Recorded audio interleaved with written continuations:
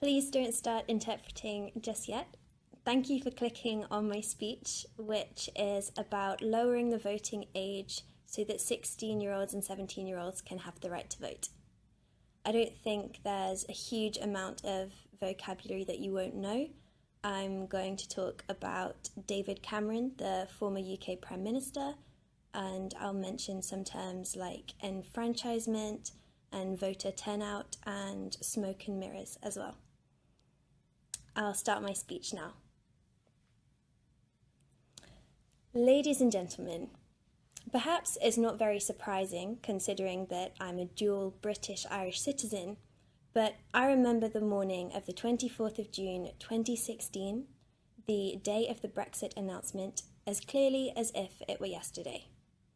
I remember the journalists who tried to mask their disbelief as they informed the nation of the unexpected result. I remember the resignation of our then Prime Minister, David Cameron, and the chaos that rapidly ensued.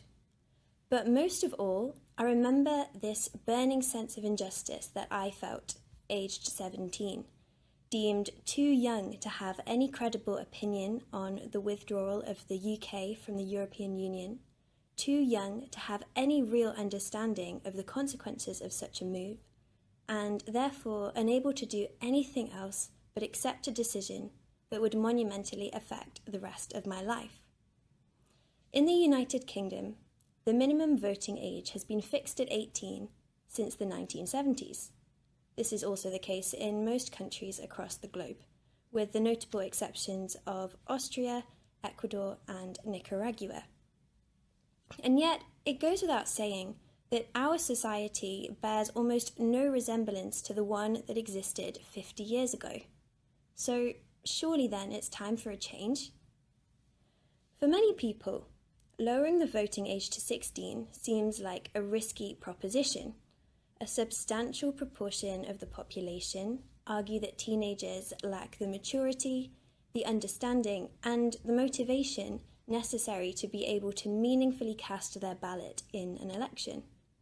However, in my speech today, I would like to give you 3 reasons why offering 16 and 17-year-olds the right to vote would help rather than hinder democracy in a country such as the UK.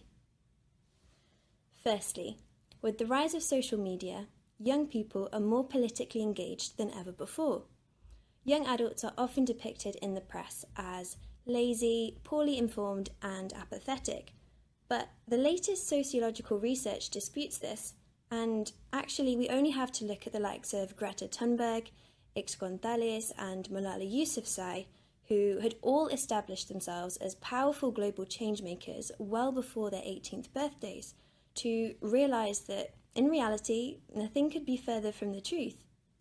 In fact, according to a study that was carried out by UNICEF in 2020, teenagers aged between 16 and 17 were more likely to be involved in politics than ever before, and not just in a superficial way either, quite the opposite. The report suggests that, contrary to popular belief, young people are able to see through the smoke and mirrors so frequently deployed in political discourse and demand real rather than performative action from their representatives. Moreover, according to a study from the University of Chicago, American youth were just as likely as adults to know the names of the candidates running for office, as well as the issues that they campaigned on. If this research is to be believed, then depriving this age range from having a say in a country's future just seems rather illogical. Secondly, studies suggest that lowering the voting age to 16 would increase voter turnout and help to develop lifelong voting habits among the electorate.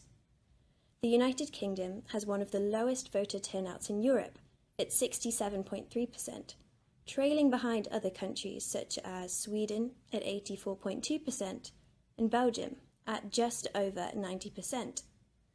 According to a study conducted by the University of Edinburgh, giving a 16-year-old the right to vote motivates other adults in their households to vote.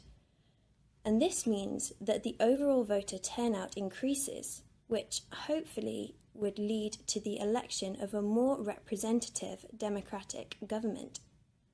Also, that same study, which monitored the voter habits of the teenagers in Scotland who were given the right to vote ahead of the independence referendum in 2014, found that 16-year-old voters were more likely to continue to vote throughout their lives in comparison to their peers who were only enfranchised at 18. In other words, if you give people the right to vote earlier in life, they are more likely to make voting a habit that they continue to practice throughout their lives. Which brings me to my final point. Last but by no means least, the right to vote is in line with the other responsibilities many states award those who reach 16 years of age. In other words, if we consider 16-year-olds responsible enough to get married, to lay down their lives for their country, and to even bring a child into the world, why then are we so convinced that they lack the maturity to go to the ballot boxes and cast a vote in an election? In conclusion, it seems to me that the 16 and 17-year-olds of our nations have been underestimated, undervalued, and unappreciated for far too long. In an aging society, increased youth engagement in politics has manifold benefits for the preservation of democracy worldwide. And if no steps are taken, older generations could soon be heavily overrepresented in the political sphere, with younger generations having comparatively little influence on the decisions that affect our country's futures. Surely it's time then that we give our youth the credit they deserve.